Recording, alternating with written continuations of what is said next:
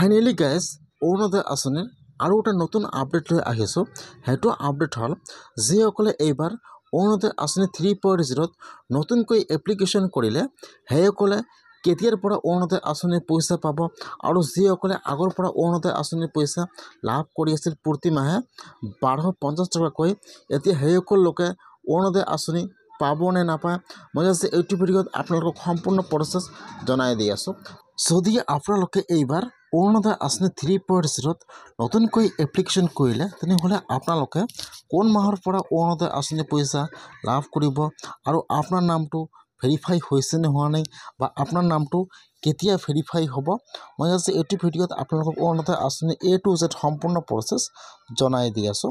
আপোনালোকে জানিবলৈ হ'লে ভিডিঅ'টো সম্পূৰ্ণকৈ চাই ল'ব স্কিপ নকৰাকৈ, আৰু যদি আপোনালোকে মোৰ চেনেলত নিউ হয় মোৰ চেনেলটো ছাবস্ক্ৰাইব কৰি ৰাখি দিব।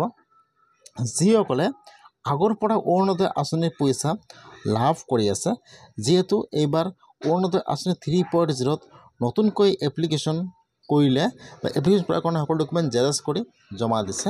এতিয়া কিন্তু নতুন আপডেট আহি গ'ল অৰুণোদয় আঁচনি।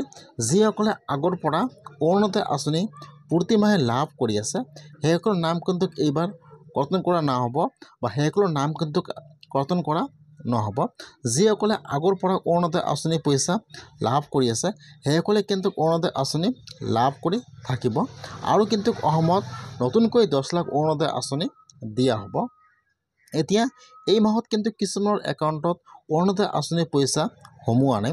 যদি আপোনালোকে অৰুণোদয় আঁচনি পইচা পাই আছে আৰু আপোনাৰ একাউণ্টত এই মাহত অৰুণোদয় আঁচনি পইচা সোমোৱা নাই তেনেহ'লে কিন্তু আপোনালোকে একো চিন্তা কৰিব নালাগে। আপোনাৰ একাউণ্টত কিন্তু অহা মাহত অৰুণোদয় আঁচনিৰ পইচা 2 মাহৰ একবাৰে সোমাই যাব। আৰু যিসকলে এইবাৰ অৰুণোদয় আঁচনি 3.0ত নতুনকৈ এপ্লিকেশ্যন কৰিলে বা এপ্লিকেশ্যন কৰাৰ কাৰণে সকলো ডকুমেণ্ট জমা কৰিলে এতিয়া কিন্তু সেইসকলৰ নাম এপ্ৰুভ হোৱা নাই, যিহেতু খালি আপোনালোকে আপোনাৰ সকলো ডকুমেণ্টহে জমা দিছে। এতিয়া কিন্তু অৰুণোদয় আঁচনি 3.0ৰ নতুন এপ্লিকেশ্যন ফৰ্মটো অহা নাই, সেইকাৰণে কিন্তু আপোনাৰ এতিয়াও এপ্লিকেশ্যনটো হোৱা নাই, আপোনাৰ নামটো ভেৰিফাই হোৱা নাই। এতিয়া কিন্তু আৰু অৰুণোদয় আঁচনি 3.0ৰ নতুন এপ্লিকেশ্যন ফৰ্ম আহিব। যেতিয়া নতুন এপ্লিকেশ্যন ফৰ্ম আহিব তাৰপিছত কিন্তু আপোনালোকে ফৰ্মটো ফিল আপ কৰি জমা দিব লাগিব। তাৰপিছতে কিন্তু আপোনালোকে অৰুণোদয় আঁচনি লাভ কৰিব। বহুতে কিন্তু ভাবি আছে যে মই অৰুণোদয় আঁচনি 3.0ত এপ্লিকেশ্যন কৰিলোঁ, এইটো কিন্তু আপোনাৰ এপ্লিকেশ্যন হোৱা নাই, আপোনাৰ খালি ডকুমেণ্ট জমা লৈছে যে এইসকল লোকক এইবাৰ অৰুণোদয় আঁচনি দিব লাগে, সেইসকল দুখীয়া মানুহ হয়, এইসকলে এতিয়ালৈকে অৰুণোদয় আঁচনি পোৱা নাই। সেই হিচাপত কিন্তু আপোনাৰ সকলো ডকুমেণ্ট জেৰক্স কৰি জমা লৈছিল। এতিয়া কিন্তু সেইসকল লোকৰ আৰু নতুনকৈ এপ্লিকেশ্যন ফৰ্ম আহিব, তেতিয়া কিন্তু আপোনালোকে ফৰ্মটো ফিল আপ কৰি জমা দিব লাগিব।